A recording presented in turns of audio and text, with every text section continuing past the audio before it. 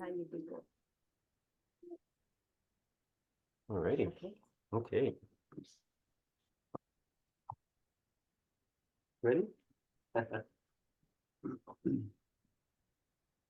Okay, so this is going to go out to our membership on our website. It's not very big, but it's humble beginnings. So we have Beautiful. Mario Garza here with us from symbolicstudies.com. We heard him on Pro 777 Radio for the first time on episode 549. He's done 3 episodes with Crow 777, wrote them down 549, 554, and 566. As soon as we heard him, it was pretty serendipitous because his first talk was all about the pole star Polaris and the symbology with the pole, and our name is Finding Polaris. So it was kind of just, it was like ringing true on so many different levels. So I guess you want to start with why you named it Finding Polaris and give him an idea and the audience an idea? Sure, yeah. So we're going into our 4th year now. So with the nonprofit that I called Finding Polaris Wilderness Community. And to be completely honest, the teachings of Polaris and of just like the pole and the north and, you know, all the ways that we can describe it are just continuously being unfolded to me. And I love that because the piece, you know, why I called it finding, it's a verb, you know, it's this idea of a journey, an action, you know, a path, like it's continuous and it's not a static place. And I mean, even in just the last 4 years, I can say, wow, my relationship to Polaris has changed immensely. And I'm super grateful to have listened to you, to have received some of your teachings, and to just still be on that lifetime journey. But in short, when I named the nonprofit Finding Polaris, I think most people have this like affinity to the stars, or this like, you know, people are inspired, they're curious because you know, it's kind of mysterious. There's like this unknown beauty to it. And Jeff and I, we both live in Northern Ontario, Canada.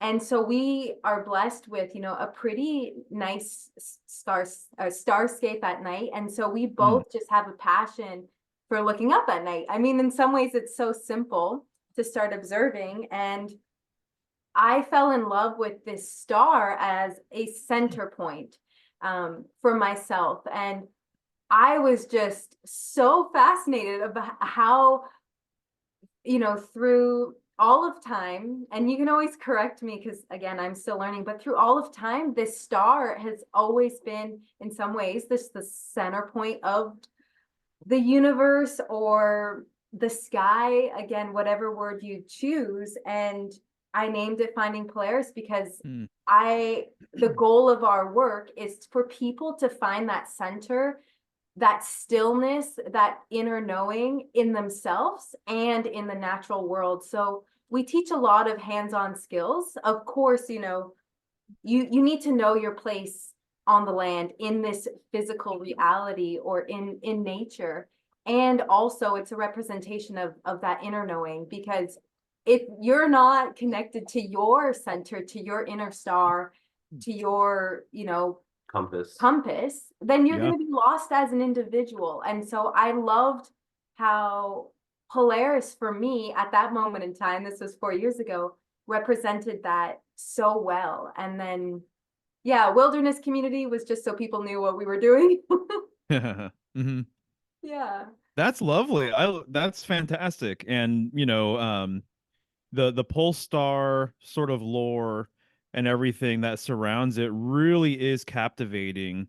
And I feel like it's one of these things where it's so important and it's so ancient that it's really magnetized. And so if you're magnetized and you're kind of you know, maybe for the lack of a better word, vibrating at that frequency, it's really gonna resonate with you, you know. So a number of people over the last few years have reached out and they've basically said like, this is a game changer for me, you know, because all I ever kind of was aware of when it comes to, you know, the stars is, say, the zodiac and astrology, which I have an affinity for that as well. I've been basically studying each sign during the sign itself. I can't believe it. I was just looking at some old notes. I'm kind of like an archivist a little bit. I save my notes and I save, just things that I've worked on and things like that. So I actually have a binder for each astrological sign, and I've had them. My first notes go back to 2018. So I've been following each sign during the sign itself since 2018. And my personal relationship with wanting to understand more about the pole star started, I would say, like in 2014. So a few years before that. But the more I learn about it, the more I realize that it is so influential that a lot of people, basically their lack of awareness is kind of a shame, including myself at a certain point. I'm grateful that I came across it now, obviously, but it means so much more, and it's so much more kind of monumental and significant than I think a lot of people even give it credit for, because being in the kind of astrology community a bit, all of these stars are talked about, all of these signs are talked about, but there's one portion of the heavens that I'm even more fascinated with, and it's that northern sky. It's the circumpolar constellations, right? So Ursa Major, Ursa Minor, Draco, the Pole Star. There's a whole lot going on up there that's absolutely worth talking about. So that's really cool. Yeah, when I found out your guys' name, I thought that was really awesome. Yeah, so as soon as we heard you on Crow, I was like, honey, like, oh my God, like you won't believe it. Right. I was kind of surprised too that I guess kind of sort of surprised, kind of sort of not, I suppose, but that he hadn't had a North Star sort of conversation before exclusively Mhm. about it. So I'm like, it's totally time for that I for think sure. also like because we're big fans of Crow and we've been on Crow as well, and it I don't think it would anything would have done it justice, because just from your work on Crow and then like just getting ready for the interview today, we were listening to a bunch of stuff. It's just like you're not gonna. I don't know if anyone has summed it up as well as you in like a modern time, at least that we've heard of. Mm. Like Crow and Jason are great with the zodiacal stuff, but like wow, like you just crushed it out of the park. It was like it was like the conspiracy theory person looking at the poster on the wall with all the dots connected. It was like, oh my gosh, this guy's got like you've got dots connected in every layer of every dimension. It was like, oh wow, like you're pulling from so many different areas. It was like I don't think they would have found anyone more better suited for the job. I see. Thank you for that. I really appreciate that. It's funny, thinking about that conspiracy wall, right, where everything's connected. Imagine a wheel, if you will. All of the spokes go to the middle, right? So it literally is that central point is what we're talking about, and that's what Polaris represents. It's the center of the wheel of heaven. And so many things connect back to it. That's what I found essentially. So if you've been listening to my stuff, but just for your audience who, maybe hasn't heard of me, essentially kind of what I think has happened is that we live in a very solarized world. So we live in a very solar age. And this was preceded by other ages that had major symbolic sort of correspondences. And I would say that previous to this age, we lived in a lunar age. And so the moon was kind of the most prominent thing in the sky. The moon was the timekeeper. But previous to that, which I talk about less because it can get kind of, there's just a lot to unpack, I guess, with everything. But previous to that, we lived in what I refer to and others have referred to as like a stellar age or a primordial age. Sometimes people refer to it as the northern tradition or the polar tradition. But essentially, the main focus, the main sort of thing behind that is this northern sky, is the pole star. And so to me, it seems like when I look at a lot of mythology, when I look at a lot of information having to do with, astrology and things like that, I'm seeing that so much mythology, so much lore actually goes back to the pole star, and it goes back to what the pole star represents, which it's this concept that a lot of people they're coming online with it, but it's referred to as the world axis. And so the pole star exists along the world axis, which essentially the way I describe it is symbolically, it's the bridge that connects realms. It's the bridge that connects the upper and lower realms. And so the metaphors for that are like many, right? So even a tree is like a symbolic bridge between heaven and earth, right? The pole itself is kind of like a symbolic bridge between, the ground and the sky. And so the mountain is very much a similar thing. The tower is a similar thing. So it's this very, very primordial sort of concept and idea, but it really shifts your sort of perception once you understand what's going on, because you don't look at ancient artwork the same way anymore. So when someone's holding a pole or a staff, they're talking about the world axis. They're talking about the pole that extends from the North Pole to the polar star, to the pole star, right? So it really does shift everything in a way. So it is that hub of the wheel. So it's almost kind of like, if we're looking at symbolism, almost like a world tree, right? There's all of these different branches, there's all of these different religions and things like that. But there is a commonality there. And the commonality is a more of a northern sort of polar perspective, I guess you can say. More of a central kind of perspective, right? That everything kind of emanates from a center and then returns back to that same center. And like in your studies, where do you think the disconnection, or what has created the disconnection from kind of unfolding? Because we have people who come to our programs and have never even noticed or observed that the stars revolve around one star. And we also have friends who, study astrology, and the other day, like, she was shocked when we were explaining that to her. And for us, it's fascinating, that there can still be such a massive disconnect for us, it's like almost like the baseline foundation of our human experience. In some ways, it's such a, it's like a foundation principle of being in this reality. And I'm curious if you have anything to say about that. Yeah, I'll say a couple things about that. So it seems to me, with this shift, this might be the pole shift that people have referred to throughout the ages, by the way, is that some people refer to the pole shift and they think that literally the poles have kind of inverted and it's this big sort of catastrophic sort of thing. My personal opinion, but I'm incredibly biased because I look at things symbolically. I'm like, it could be a perception change. That's the shift. The shift is where the center is, right? And so what's your sacred center? So at one point it was in the northern sky. It seems like the case could be made that it shifted to the moon and then it shifted over to the sun.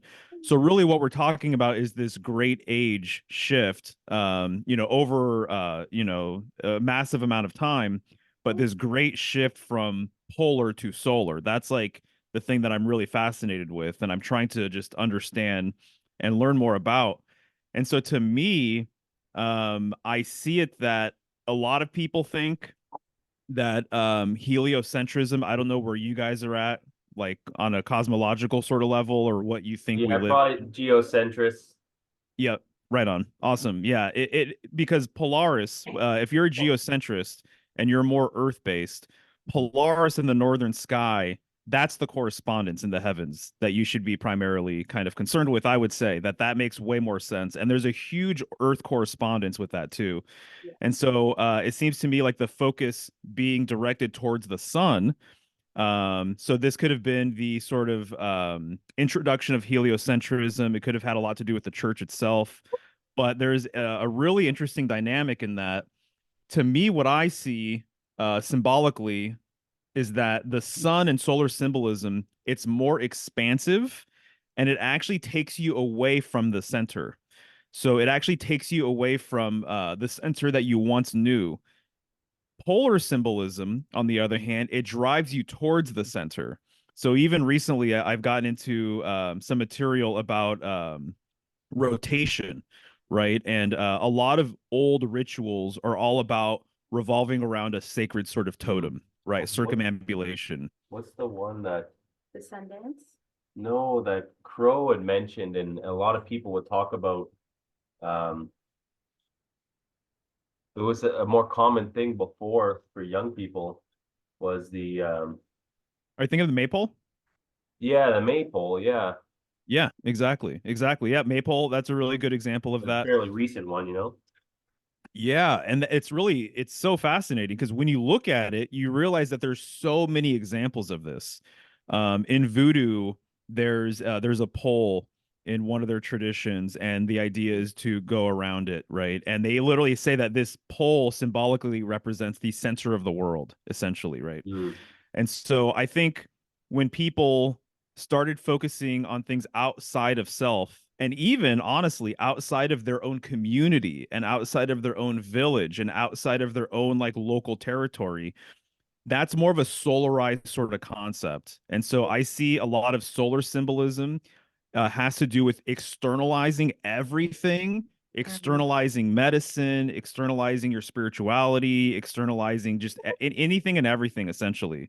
And so when you're always looking outside of self and you need experts to tell you how you feel or how to heal yourself or whatever, I understand we all need to lean on people who know things more than us, right? So I'm not saying that you shouldn't ask for help, but when it's conditioned and programmed into the people, suddenly you realize that you don't have any internal compass, right? You're always just relying on other people.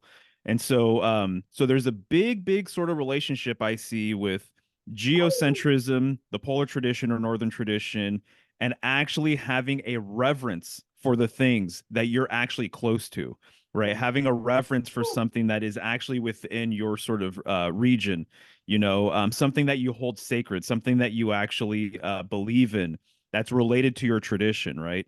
And so I see heliocentrism as kind of a long-term sort of agenda personally to basically kind of neuter us as people, to kind of domesticate us as people because we're so reliant on everybody else and everything outside of self. And Mhm. so the idea too is that when you're looking so far outside of self for validation, as an example, I mean, this isn't a healthy spiritual sort of framework, right? Know thyself and you'll know the universe. So I see what I was going to say regarding the rotation. You look at a clock as an example, a standard clock that every classroom has or used to have, right? It has 12 numbers on it. The number 12 is definitely a solar number, I would say. So there's 12 signs of the zodiac. That's the path of the sun, the ecliptic. There's a bunch of different examples, but that's more of a solarized sort of thing. Going clockwise, actually, on a symbolic level, there's an expansive sort of nature to that. It's more of a solar sort of concept or idea. From my perspective on Earth, the sun goes in a clockwise way. And so clockwise rotation is all solar. Going counterclockwise actually has more of a contractive sort of nature. You're actually going towards the center. That's the symbolism behind it. And Mhm. so the stars, Ursa Major, Ursa Minor, all of the stars in the heavens go counterclockwise, excluding the wandering stars, excluding the planets. So the sun goes clockwise, all of the other stars go counterclockwise, and there's more of this inner sort of funneling that kind of occurs and happens. So so yeah, hopefully that answers kind of a little bit about your question. I think that in large part it has to do with heliocentrism. I think that looking towards the sun was probably an agenda too to get us away from having a reverence for the mother and for a woman. There's a deep, potent, sacred feminine aspect to the pole star as well, which is why in the tarot the star card, it's talking about Polaris. That's the star it's referring to. What do you see in the star card in the tarot? You see a nude woman, and she's about to take a ritual bath. And this is followed by the moon card and followed by the sun card. We're talking about these three different ages symbolically. They're right next to each other. And the sun card has a young man on it, a young boy. Usually he's on a horse, or it's two young boys in front of a brick wall. And so to me, this says a lot about kind of the newness of the solar age and kind of some of the concepts that even kind of align with it too, as well. But yeah, I see heliocentrism is definitely playing a huge part in all of this. Go ahead. Sure, I was gonna say, I'm curious if you have, so like Jeff and I, in our teachings, we encourage people, to add these lenses of awareness. So it's like just adding a new framework. It's almost like a new pair of glasses to see an extra level or another depth. And I'm curious if someone is just like you know, someone who's listening to this might be at the beginning of their journey of just creating a lens of awareness to the relationship to the pole star, but also to the symbology around them. Is there anything that you could suggest that, you know, maybe it's like obvious too, like in your house or just in the structure of something, the city? Of course, we know the natural world, and, you know, we do teach a lot about the medicine wheel as well. So that makes total sense to have the pole star in the center of that. But I'm just curious if you have any practices or suggestions as someone's just cultivating that lens of awareness to these teachings. Yeah, that's a great question. You know, I would say there's a number of things. One, it doesn't hurt. In fact, I always encourage people to really look at the stars themselves and start noticing the patterns of the stars themselves. One of the things that was kind of interesting for me was finding Polaris, acknowledging it, you know, kind of night after night, and even during the day too, because I know exactly where it's at. That's part of the thing behind it, is that it's eternal and it's stable. And Mhm. so it's always in the same spot. So even, you know, during the day, I can look out and I know exactly where it's at, even though I can't, you know, actually physically see it with my own eyes. But every single night I can look at Polaris and it's always there and it's always reliable. But all of the other stars are revolving around it. And it was really interesting to me to kind of consider this sort of idea of the center, right? The supreme center. And when you think about the sun and you're acknowledging the sun, which I too actually have an appreciation for and a reverence for, as with all of the luminaries, you know. But with the sun, it's interesting that it rises in the east and then it goes over, you know, the sky, then it sets in the west. And so if you're tracking it, your head has to be on a swivel, basically. Mm. You know, it's rising, it's going over the sky, then it's setting, and then I can't see it, and then it rises again. And so, like, just imagine yourself following the sun and your head going around and around versus the pole star, and it's always right there. It never changes. You know, it's always reliable that way. And so, to me, that was an interesting sort of thing to kind of realize, is that the pole star symbolically has a stronger component to it that relates to this center, this still point, you know, in the middle versus the sun, right? The sun, though, has been kind of used as a metaphor as the center. And I got into that in my last presentation called The Rising Sun. I talk about some of this symbolism and how the sun, when people reference the sun, it's not always the physical sun that they're talking about, but that it's actually sometimes a spiritual sort of central sun concept. So I would say acknowledging Polaris and kind of noticing the patterns of everything else that's going around it, but that Polaris is right there, centered and stationary. And then the dippers too, and thinking about the dippers and how even children kind of know about the dippers. And I remember seeing the dippers as a kid. What I didn't realize though, because they're so recognizable, the Big Dipper is really recognizable, and it's part of your guys's logo, right? And so the Big Dipper, you know, one of the stars or one of the angles of the actual vessel part, you know, points to the pole star. So knowing how to find the pole star from the Dipper is interesting, and knowing how visible they are, I think is kind of fascinating because I have memories of seeing it as a kid. But what people don't realize is all of the deep spiritual and mythological and kind of esoteric information that has been tied to the dippers as well. It's absolutely mind-blowing. It's really wild. So there was a shift seemingly, or there was at the very least a correspondence between the seven stars of Ursa Major and the seven traditional planets that people refer to. So much so that they've really been integrated completely in some systems, where some people, like in ancient China, and still to this day, actually, they view Ursa Major as a way to ascension, in that they have this idea. It's called sometimes a star stepping or star walking. And they're literally walking from each star on Ursa Major from the beginning to the end towards the pole star. And they relate one of the seven planets with each star. So as they're on one star, the first star is the moon, you know, and then the last star corresponds with Saturn.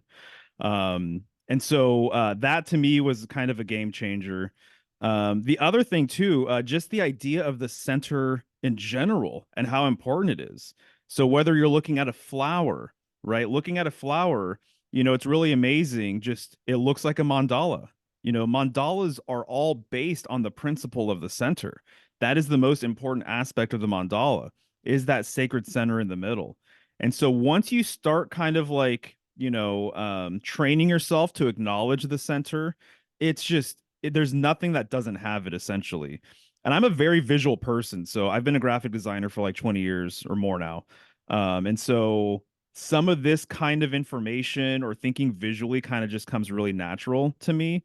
But once you start acknowledging this, it really is kind of a mind blower. Even just the wheel, the wheel itself, which we take for granted, right? And the car, and then the axle, right? So it's what the wheel revolves around. Symbolically, that is the world axis, essentially. That the heaven is the wheel, the middle portion of the wheel, the axle component, that is the world axis, axle, right?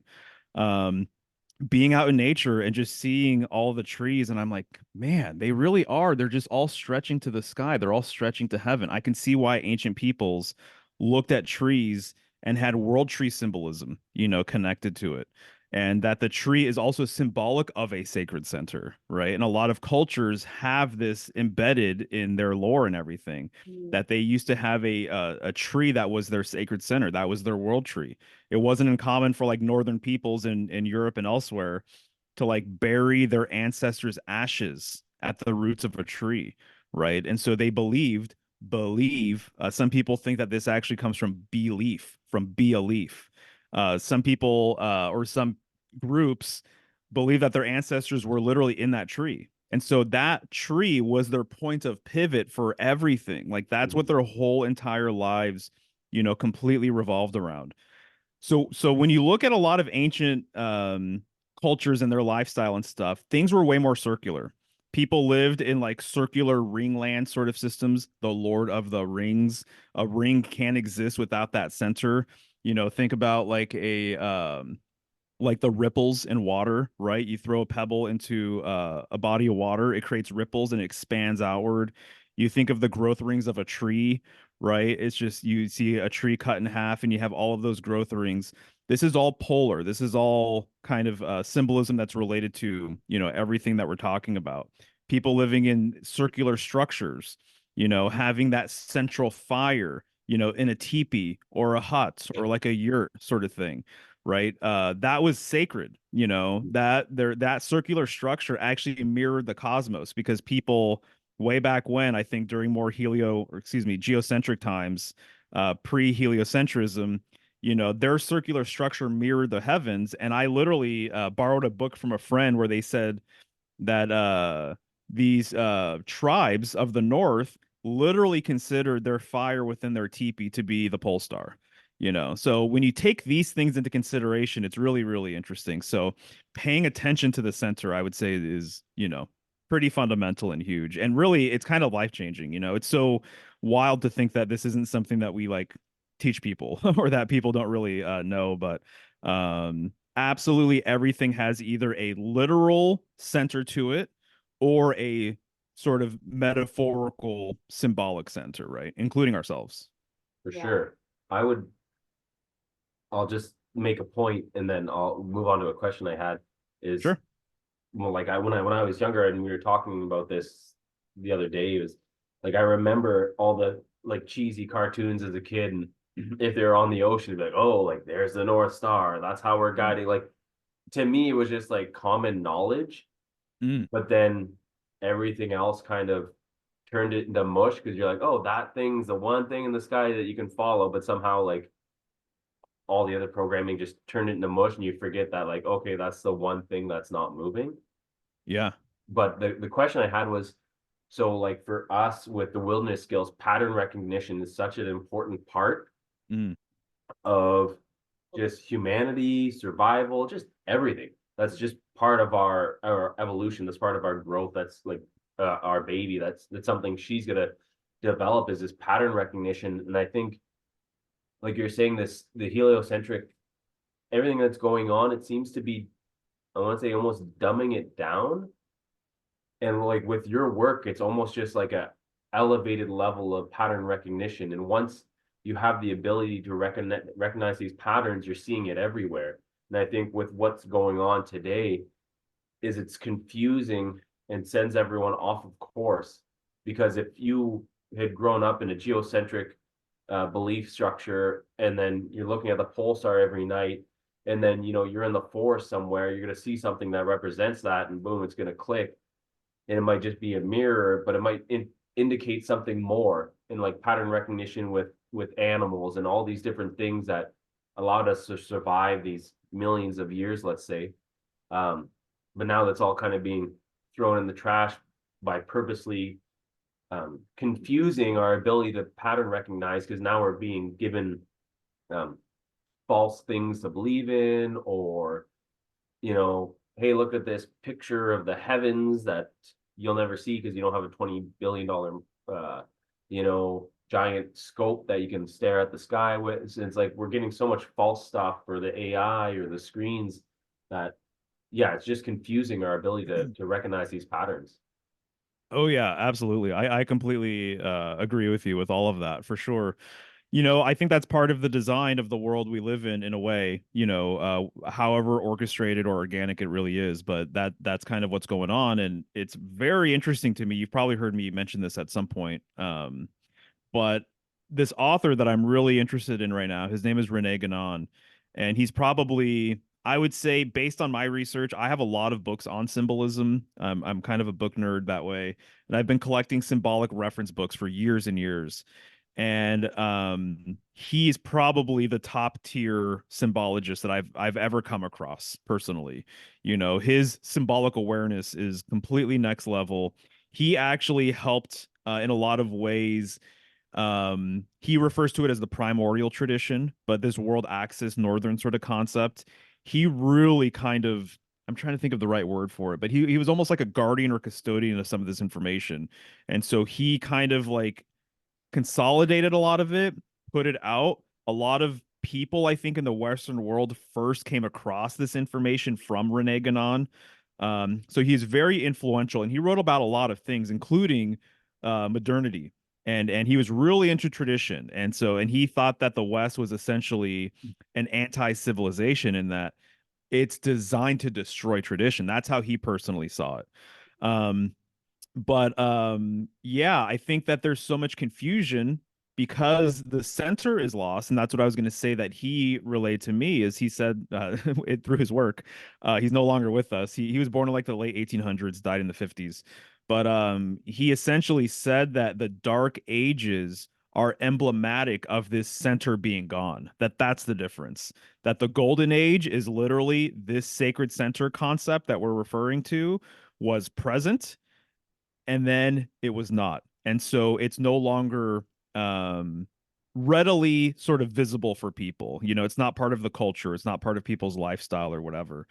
And so, in my opinion, what I think is going on actually is that a lot of ancient relics, and he agrees with this, and I thought this before I came across his work and really started diving into it. But a lot of relics, it's interesting. There's so many myths about the Grail, the hidden Grail, right? The lost Grail. So locating this lost grail, or the Ark of the Covenant is kind of like another example. The Spear of Destiny is another example. There's all of these sort of like totems that have been lost.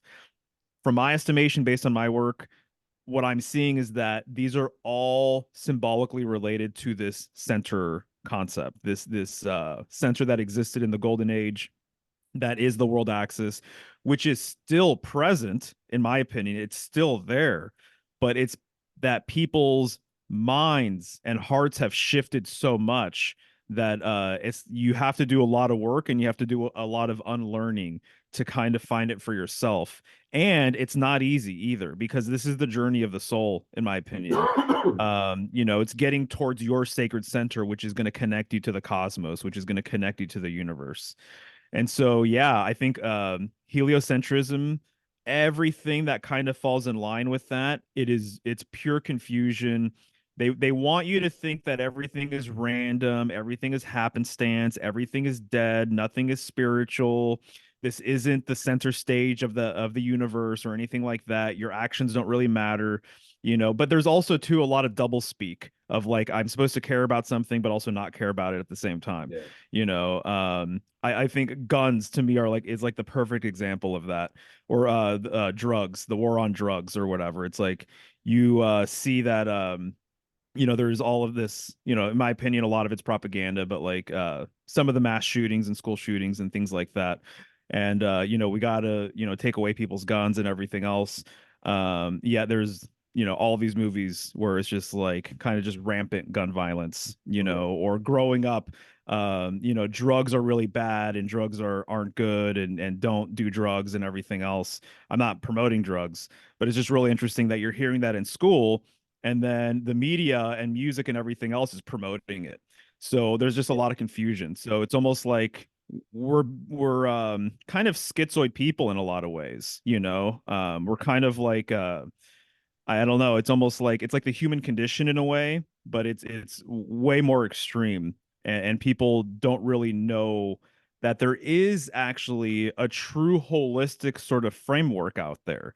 And that's why I think this information, to be honest with you, um, could be considered a little, I don't know, just depending on who might be paying attention or whatever, but it's kind of dangerous. It's very, very holistic, because we're talking about the one. That's the world axis, the pole. That is the one, right? So there's no other one besides the one. And so it's everything gets funneled through this sort of idea, and it connects so many dots, and you start realizing where a lot of things, a lot of traditions sort of come from. In the heliocentric world, I see it the way you see it. It seems like everything is separate, nothing is actually connected. It's just like science. It's like the modern scientific sort of method or whatever. Everything is compartmentalized, everything is categorized. In the university system, none of the subjects kind of like talk to each other. So there's real no sort of like holistic kind of framework, right? Everything is seemingly kind of separate and different, and that's how they want it. Yeah, and I would say with a center point, you have an anchor. So if you There think you of go. that maypole, these kids dancing around with a rope around a pole, if you were blind and only had touch, even if you didn't have touch, you're no sight, no feeling. As long as you were tied to that pole, you could find your way to the center. And I think that is, you're right. I think that is a dangerous concept because as soon as you anchor a people, well, now they can't be fooled or dissuaded or, taken advantage of, I guess. But like not Yeah. that they couldn't, but and like all these things that we talk about, I think they have so many meanings because if you're anchored in yourself and not playing prey to your ego and all these things, because a concept that I've talked with Dariya about lately, in hearing some different perspectives of stuff is um like with the First Nations or indigenous people of North America, it's like how are they able to be conquered so easily when in every battle situation one on one they were um far stronger, far more superior than the colonial British or French coming here.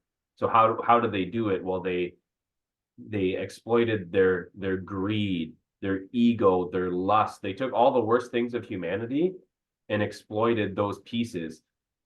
And maybe those people weren't centered in themselves, or maybe they just picked, all you have to do is pick the weakest one in the crowd.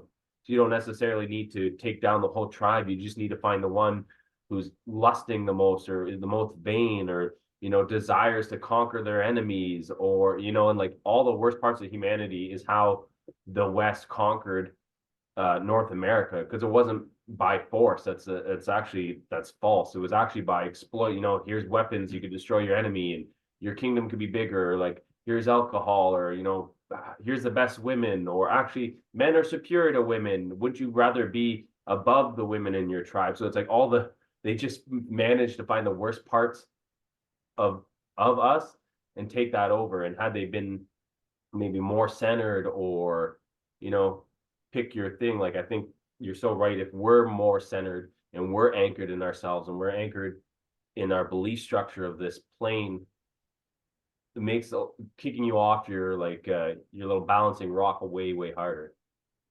Oh yeah, you got it, man. I love it. You're speaking my language, and really well put. I'm right there with you. There's a book that I read that I've mentioned a handful of times. It's called At the Center of the World by John Michel. And he talks about these different groups. He mostly focuses on Europe, but he does talk about some tribes in Africa and elsewhere. And he talks about these tribes that had their sacred center. And this is a whole science. This is the other thing. I'm starting to see that, what I personally perceive is when I think of science today, I think of it being a solar science, but there's actually a polar science as well. Or when I think of medicine today, it's more of a solarized medicine, but there's actually polar medicine and it comes from within and it's about what's happening internally and everything else, and so he was going over all of these different examples of these groups who had a culture intact, had a lifestyle intact, and they had that central totem. And oftentimes it's either like a mound or a stone or a tree, something along these lines, but it's that sort of anchor that you're referring to. And he gave different examples in this book about these tribes that once that anchor point was taken over, or once that tree was chopped down or caught on fire, that was the beginning of the end for them. That literally they were confused. And so we're living in a world where people don't have a pole anymore. And there's a relationship here. They don't have their own pole, and then they don't have the pole that's like sort of their local or regional pole, their sacred center, their homeland. They don't have a homeland anymore, essentially, nothing to defend, nothing to actually like believe in, nothing to give them structure and stability and all of that. And then they don't have the pole in the sort of external, larger external world, the cosmos. So there's a micro macro sort of thing here where, as exactly what you're saying, if you don't have your center sort of protected or intact, or you don't have a good hold on it or whatever, then yes, absolutely. There's so many things that can come in and essentially take everything. And so I think you're totally right that it works on that level first, and then all of this other sort of stuff can happen. Um, I wanted to say that one of the most powerful things that I've learned about all of this is literally just the symbolism of the pole itself. So again, the pole star, polar star, North Pole, world axe, it's the pole symbolism goes on and on, right? But the thing about the pole that's interesting to me is that it relates to power. It relates to strength. There's a reason why royal people hold a wand or they hold a scepter. So a scepter, like septenary or septenary, relating to seven, like the seven stars of Ursa Major, right? So having a scepter, it's like holding your symbolic pole. It's like holding your kind of innate sort of power. It's like holding your own sovereignty or something along these lines. So the pole relates to power, it relates to strength, it relates to autonomy, it relates to stability, it relates to structure because it gives you something to revolve around. It gives you a point of pivot, essentially, right? So there's a reason why I always refer to the tarot, but the Emperor card, the Emperor, he holds a wand as well. And symbolically, he's kind of like this sort of central mountain, this polar mountain. Um, the pole is also embedded into the earth. That's another symbolic sort of angle, just like a tree.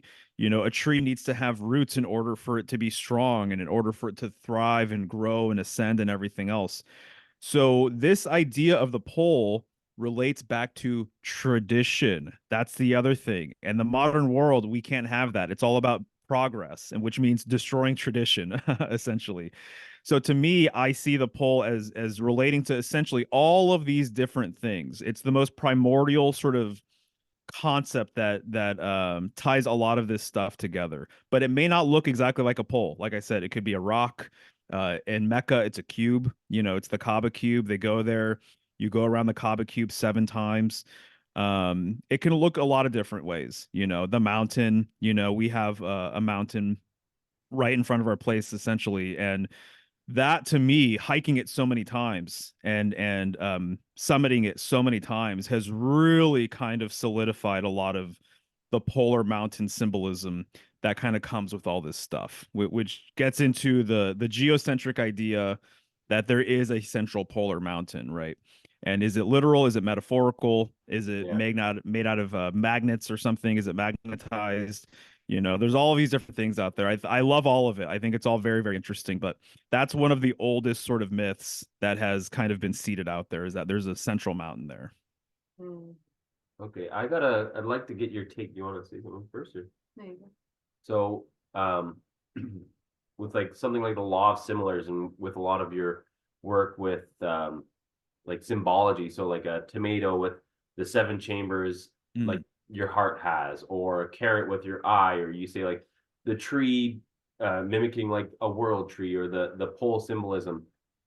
I'd like to get your thoughts on like the law of similars, and how the symbology and what you see in the world of, I guess, the natural world that we're kind of more involved with. Yeah, sure. No, that's a great one. So I generally I think this is just another way of saying the same thing, but the doctrine of signatures Yeah. is probably right. Yeah. And so yeah, I mean, in my opinion, what I see is that everything essentially is modeled after this original pattern. And so this original pattern to me seems to be very toroidal. So it's like a torus field, right? And so the torus field kind of looks like a donut.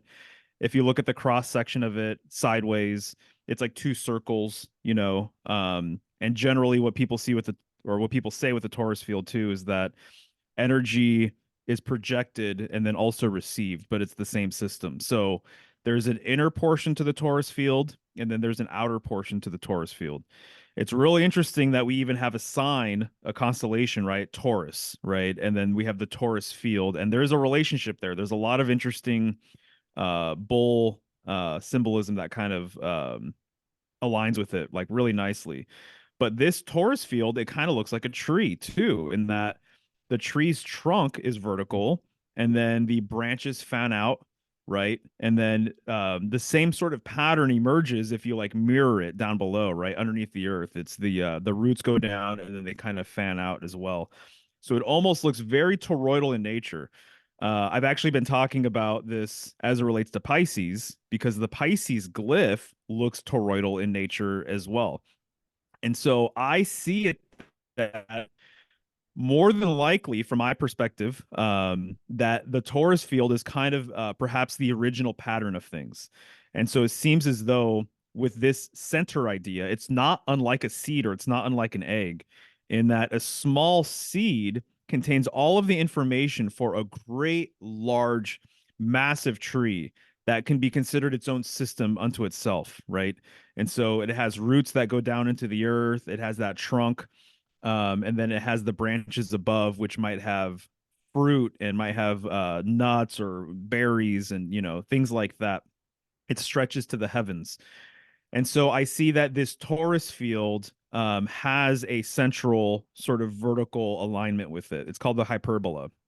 And so that vertical portion of the torus field is what accounts for the middle part of the tree, essentially. And I see it that humans are toroidal in nature. And so our spines symbolically would be that the trunk of the tree, essentially. And then when you think about the spine and your chakras, which I think for the most part, I think they're helpful metaphors, but I think they are just metaphorical, essentially. But 7 chakras, you know, up your spine. It's not unlike a tree, and it's not unlike this sort of idea of a bridge to upper realms, right? Or a ladder, Jacob's ladder going to heaven. This is another concept that's related to all of this, is the stairway to heaven going to the north. This is like an old concept that lots of different people had basically the same idea. But the number 7 usually relates to like transformation or ascendance and or cycles and things like that. And so our spine is not unlike the trunk of a tree. And when I look at a tree or when I look at a flower, you know, I just see all of these things as essentially being bridges to heaven, you know, not unlike Jack and the Beanstalk. That's kind of like a similar sort of idea, this idea that a tree ascends to the heavens, or a vine ascends to the heavens, and that you can climb it and, you know, bridge that gap between the above and the below. So I see this original pattern of the torus field, you know, being embedded and encoded in a lot of things. Our hearts are toroidal, right? So our hearts, they say a lot of people think our sort of light body, subtle body, is toroidal sort of in nature. It's kind of like a toroidal egg-like sort of shape. A lot of people have kind of imagined it that way, and that our hearts are at the center of this torus field. There's a beautiful correspondence between the heart, the center, and this toroidal concept, and that blood pumps away from the heart but also comes back to the heart as well. That's very, very toroidal, in nature. Even a very simple animal like the worm or something, like that's actually, it's toroidal in that something goes in and then it comes out the other side, or a snake or a sea cucumber or something like that. It goes in and then it goes out. It's actually been said related to the heart. I'm not sure if you guys have gotten into this, but the heart not being a traditional pump, it's actually Okay. like a tube that wraps into itself, So even literally the heart unravels, right? And it's more like a tube that's been wrapped up essentially. So that's what I think partly is what's going on. I think we live in a nested toroidal probably structure, or that the structure of everything is probably toroidal. And this center that we're referring to, the world axis, the pole star, everything, it's in the middle of the torus field, basically. And so the idea behind this too, by the way, just want to say is that people think nowadays that the center of the cosmos is like light years away, millions or billions or trillions of miles, maybe. It keeps on, the numbers keep on getting bigger and bigger and bigger, right? Of how far this sort of Well, center it's is away. growing, right? Yes. Yeah, that's what they say. Yeah, exactly. Don't need To don't me, need a number. right, exactly. 100%. I see it that the center to the cosmos is the same center at the North Pole. And so that's to me also one of these things where it's kind of like dangerous information that the center to the universe literally is much closer than what you actually realize. So I see it that we probably live in a toroidal structure, and that Earth is it's been referred to as being the plane of inertia in the middle of a torus field. And so we live in a plane within this large torus field. And when you look at the electromagnetic spectrum around Earth, it's toroidal essentially, and there's an opening at the north. So this is my understanding, is this is where we get the phenomenon of the northern lights from, actually. It has to do with the electromagnetic field around Earth, the magnetosphere, that it's actually there's a pinch in the north, which is essentially the hole. It's the whole of the torus field. It's the upper cusp of the torus field. And I've said this before, but apparently the Egyptians, they referred to this opening as the stairway to heaven, and they also referred to this opening as the horn of a great bull. So like Taurus, the sign of Taurus, right? And then also Ursa Major too, being in the northern sky, was also referred to as the thigh of a bull as well. So there's a handful of things that are very curious that relate to bull symbolism in the north, but yeah, that's kind of how I see it. So I think every world tree, honestly, or I think every tree essentially is a world tree. That's how I personally see it. It's modeled after that. And symbolically, this is sort of the thing. So every father is an all father. Every mother is an all mother. You know what I mean? Every flame is an all flame. There's no separation between these things, because the way I see it is that the realm of spirit, the realm of thoughts, the realm of symbols, the realm of ideas and things like that, that preceded the physical realm. The physical realm came after these thoughts and came after these sort of concepts were solidified. And so it's completely flipped in school these days. They tell you that everything is material first, and then any concept that might be spiritual comes after that fact. And I see it kind of being reversed. I'm curious, have you come across other other names for Polaris or for the North Star, or yeah, just in terms of naming that maybe in other languages or traditions? Oh yeah, sure. So North Star, we've got all these covered already, right? North Star, Pole Star, Polar Star. The Lode Star is a really interesting one, actually, because the Lode Star, because it relates to the lodestone. And so this lodestone idea is the idea that there is a large stone. It's related to that central polar mountain, that this stone is magnetized. And so some people refer to it as Rupus nigra. And so the lodestone, having a relationship with the lodestar, that's one that people can look into. The other one that really got my mind going, is the nail star. And so I was like, the nail star. I'm like, how is that? How does that make sense? Well, when you look at like a pinwheel, right? You have that central pin in the pinwheel, and then everything revolves around that pin. And so this nail concept is really deep, though, because there's a Hebrew letter, Vav, and it means nail. Vav corresponds with the Hierophant card, and the real name for the Hierophant, or the expanded title for the Hierophant, because he's basically a pope, is Pontifex Maximus. That's the expanded name for the Pope. What does this mean? The ultimate bridge builder, right? So the ultimate bridge builder, we're talking about the same bridge here, but this bridge more so is related to him being the bridge between man and God, essentially.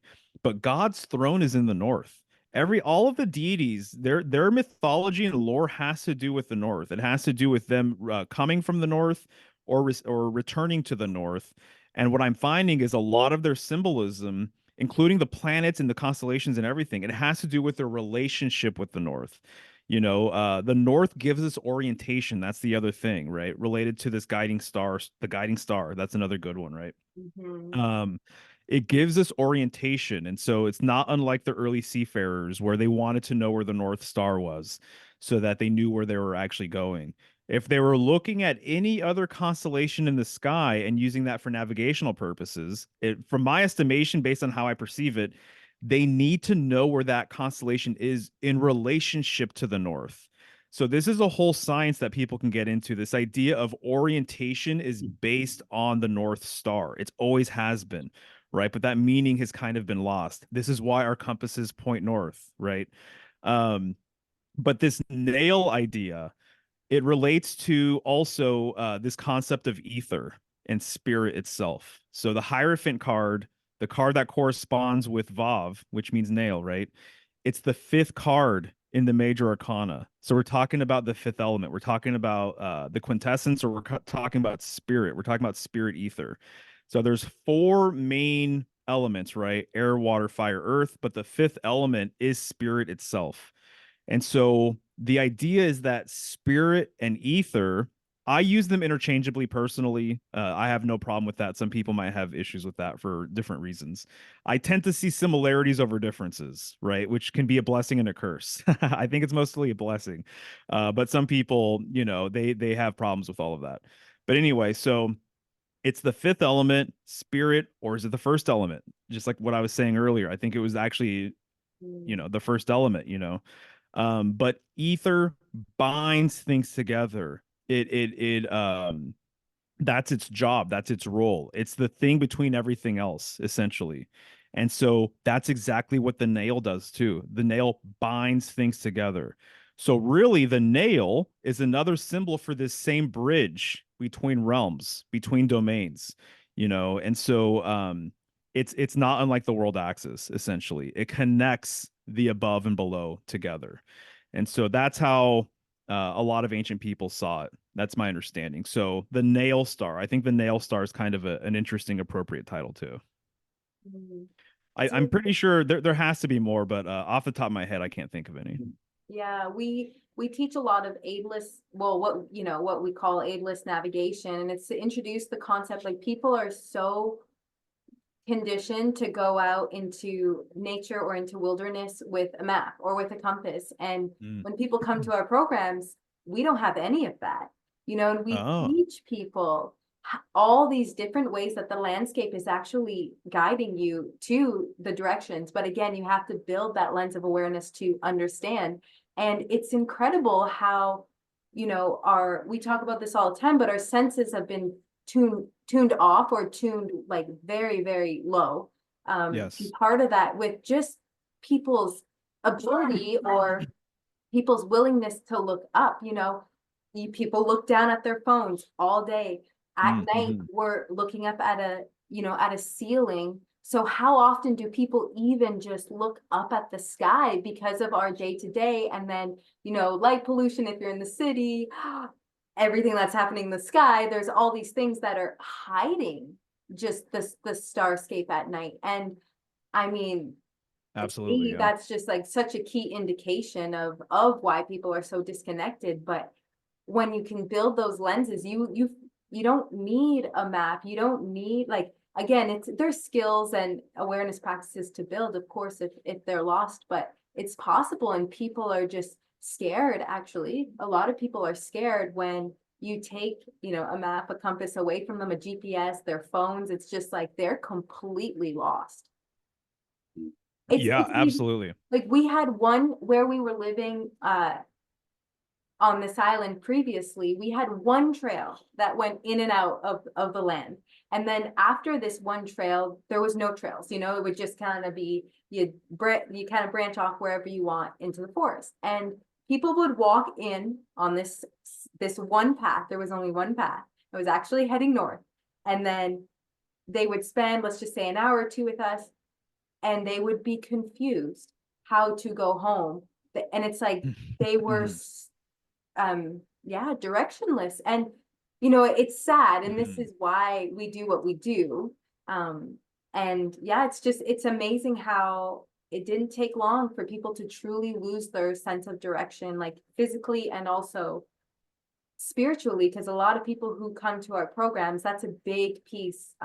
We host a vision quest every year, and a lot of people are just, you know, for lack of a better word, but they're lost, and they're trying to return home and center. And in our perspective, you know, you bring them out into nature and you take all these distractions away, and then things get mirrored back to them. So Yeah, absolutely. No, I totally hear you loud and clear. And the younger generations too, right? I mean, it's affecting them just quite a bit because they're getting phones earlier, the technology is continuing to develop, and you have fast internet wherever you are and all of that. So you've really never even known a world without being online and things of that sort.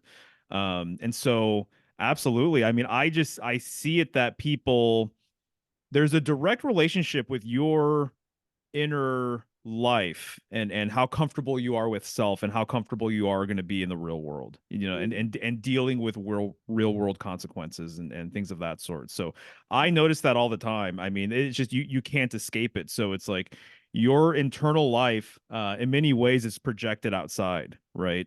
And so as I continue doing this kind of research, I mean, I just like with everyone else, I have work to do. There's things I'm continuing to develop and I want to integrate and all of that. But this has become a spiritual framework. This has become a metaphysical kind of science to me, you know. So it's more than just this kind of hobby and oh, isn't it interesting? It's just the center of the heavens and whatever. It's really it's graduated into something else to where now I realize that there actually is a polar wisdom, you know, and you might as well just refer to it as the sacred center.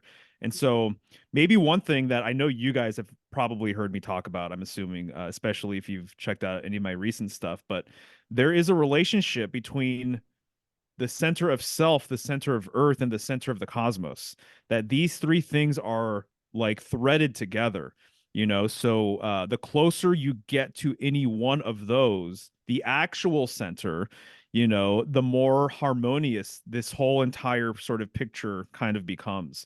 And so I feel like I'm like a lighter person having gone down this rabbit hole. I feel like I'm a bit wiser than I was previously. The world makes way more sense than it used to. Everything was kind of just like it was confusing, you know, and I realized that there was a lot of things that I was kind of attached to or holding on to that really weren't actually like serving me, you know. In fact, they kind of like weigh you down essentially. And so it's prioritize things because what I've learned is that when we're dealing with a hierarchy of spirit, the spiritual hierarchy at the top of that hierarchy, at the top of that mountain, is what we're referring to. It has to do with the world axis. It has to do with the pole star. It has to do with the center that connects the above and the below, so that is the spiritual hierarchy, in my opinion. And the ancient gods, the oldest gods, the most primordial gods, are more so related to the northern sky than they are related to, the path of the ecliptic, or even the planets, I would say. So it's really unfortunate, but obviously I'm doing what I can to kind of get some of this information out there, and I'm appreciating the journey too. So it's really fun kind of, figuring out all these different puzzle pieces and seeing how they fit together. Mhm. Any more questions? I mean, this is what just came up for me, and it could be totally out there, but I'm curious with the medicine wheel. So we have, generally depicted is the east is to the right, and then south is below, west is, to the left, and then north is up. But if the pole teachings, it seems like there's almost this counter direction or counterclockwise, because oftentimes, I mean, even with my teachings, I think of it very clockwise. We go east to west and then all the way north. And how would that? So it seems like there's almost something doesn't seem like it lines up. Do you have any thoughts around that? Yeah, totally. It's fascinating because there's a whole science, occult science, I guess you could say, metaphysical science maybe, that gets into directions and what's going on with directions. So, as an example, if you're going clockwise, that's clockwise from our perspective. But if you're looking at it from the other side, it's actually counterclockwise, I believe, right? And Yeah. so that's one way of looking at it as an example. So that's why sometimes when you look at maps of the constellations, sometimes they're completely backwards and flipped. Yeah. And I'm like, wait, like for a little bit there years ago, I was like, why is that the case? And I'm like, oh, they're actually, it's almost like if you're looking at a globe of stars and constellations, you are looking at it from the outside perspective, not from the inside perspective. So that is a difference, or that's one thing to consider, is what side are you looking at this rotation from the front facing side or from the back side. The other thing I'll say that in regards to east that I'm really interested in right now is that I've read a couple of books recently where the authors essentially claim that when people refer to East, when mystics and sages and spiritual people from way back when they were referring to East, they weren't referring to actual physical East. They were referring to the North. And so this is even sometimes referred to as like a cosmic North. And so this is, again, obviously the sun rises in the East. And so when you're talking about the sun, some people may not be referring to the physical sun, the spirit, or the actual sun that you see with your eyes, but they're referring to a cosmic sun, a supernatural. Some people have called it like a supernal sort of sun. So same thing with East. East has a lot of very interesting things related to it to the north. Some people have even said that because the East is oftentimes related to the Orient, right? And so this quest for the Orient, this is more of an idea I think that Western man had. They looked to the East and they looked at all of these older sort of traditions and myths and things like that. And I think that they wanted to kind of like borrow some of that mysticism, or they wanted to kind of like tap into what these ancient peoples were tapped into. But what's been said is that this quest for the Orient is actually a quest for the North. And it's not actually literally talking about East, that the mystical Orient is North. It's not East. And so it's interesting. I've also read too that, and I've had this hunch myself, but there is this whole idea of manifest destiny, um, where people wanted to develop the West. And so it was like, go West and develop the West. So we had the, obviously people coming from Europe, developing, landing on the East Coast. Although all of this history now, I can't even say I personally buy it because everything is so flipped and backwards. So this is the mainstream sort of concept of history, that people developed the East Coast, went further west, started developing the West. I live in the Pacific Northwest. We have like the Oregon Trail not too far from us and all of that, right? So developing the West being used as this kind of idea of like prosperity and abundance and all of this other kind of stuff, right? My understanding, my hunch is that a lot of the symbolism attached to the North was actually shifted to the west at one point. And so when people were talking about going west, they were symbolically mirroring actually the original pilgrimage, which the original pilgrimage is going to the center, which is going to the north symbolically. So this is the thing. When people go to their holy land, whether it's Jerusalem or Mecca, they're actually mirroring an original blueprint that is going back to the north. That's my personal understanding, because that is their true north. That is their north, you know. And so so the West also has this sort of idea related to it that is more northern and more polar, you know. And then some people say that South doesn't even really exist. You know, there's this whole entire rabbit hole you can get into about the South not even really being a thing. It's all just inner and outer, you know. So if you're looking at things geocentrically, the directions definitely, it's like a whole conversation to kind of unpack and all of that.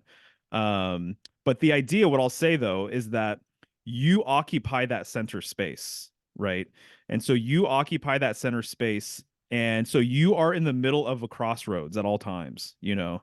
And so there is ahead, backwards, to the left, and to the right, right? And so the cross relates to the north. And so it's been said that there's 4 rivers that emanate from the northern portion of Earth. There's this idea of 4 winds as well, or also to the 4 corners of Earth, right? Well, it's interesting that I've always heard 4 corners of Earth, and I've always assumed that it was far out. It's actually talking about the middle of the cross. It's actually talking about the center corners, you know, and so you're actually talking about that sacred center in the middle. People have also referred to it as the 4 quarters of the Earth, too. And so you're dealing with the 4 different sections, you know, of Earth. And this used to be a thing that people used to do, is that their location, their region, their village, whatever, that it was divided into 4 quarters. And so it was very common for ancient kings to divide their kingdom into 4 quarters. And there would be oftentimes a north-south road and an east-west road. And the original blueprint for the for a king and for or a lord was that they are in the center of that cross, and that they are in the middle, and so their laws, their perspective, their everything, you know, kind of radiates out to the 4 quarters of the kingdom, essentially. I just read a whole entire book on this. It's called The Lord of the World by Rene Guénon. And so he says the original blueprint for a king or a lord was a polar king or a northern king, essentially. And there's a whole science behind it and everything else. But yeah, so those are just a few thoughts, I guess, about directions and kind of what you're saying here. But yeah, I think that really I don't see personally even like an issue with clockwise or counterclockwise rotation sort of thing. So personally, I'm not dogmatic with that kind of stuff in my own personal practices, but I can see like the symbolism, and I could see why there would be, you know, different ideas and stuff attached to either which way.